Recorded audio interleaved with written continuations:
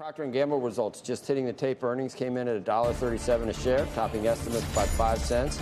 Revenue of $20.07 billion. If you need to go out that many decimal points, that was above as well. Join us now to break down the numbers. Jon Moeller, Chairman and CEO and President of Procter & Gamble. Are you in that building in downtown Cincinnati, John? I am in the basement in Cincinnati, absolutely. You are. What's the acronym for that building? Do they still call it that? Let's not. We don't need to. I call it headquarters. Yeah. Okay. I don't want to bury the lead. 6%. You're raising the organic sales growth from a previous range, which I think you were happy with 4 to 5. Now you're talking about 6, but most of that is price increases. John, did we get that right? Because volume or unit volume is down.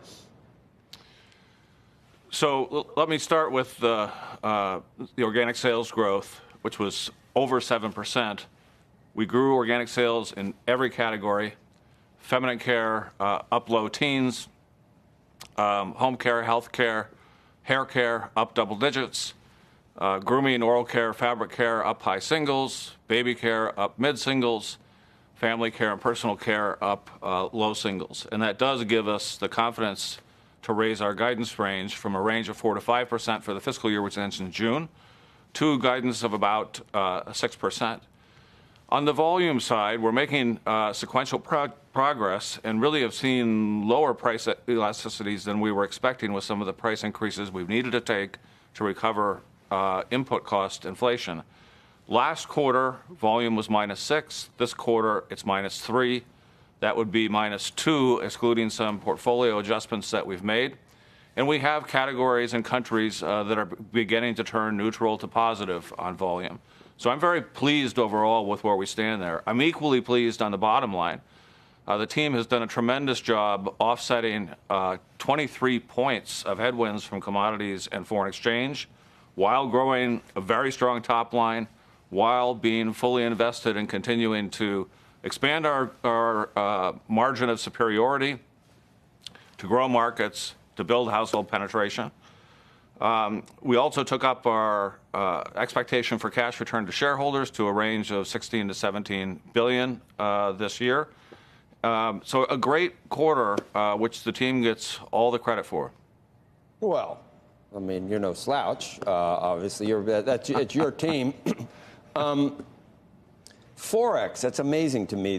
So the strong dollar, that would. Do you think the Fed should stop? Would that help you? But then again, do you like inflation, John? Does that help, or do you wish is that a headwind? What's more of a headwind, the Forex or inflation?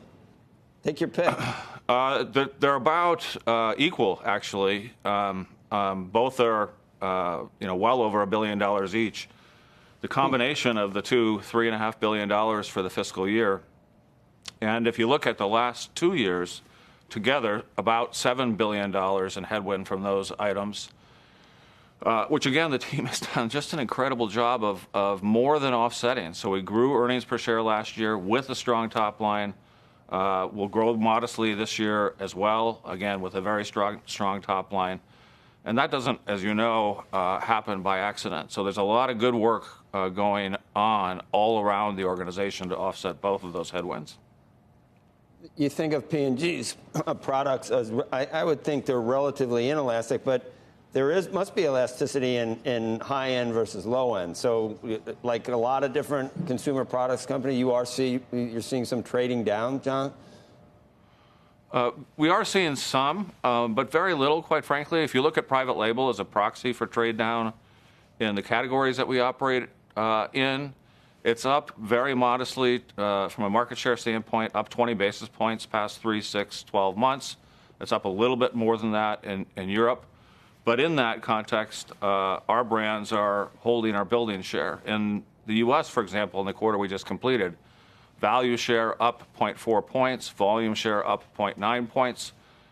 So there are trade down dynamics that vary by category, but it's not a major descriptor of the landscape, at least to date.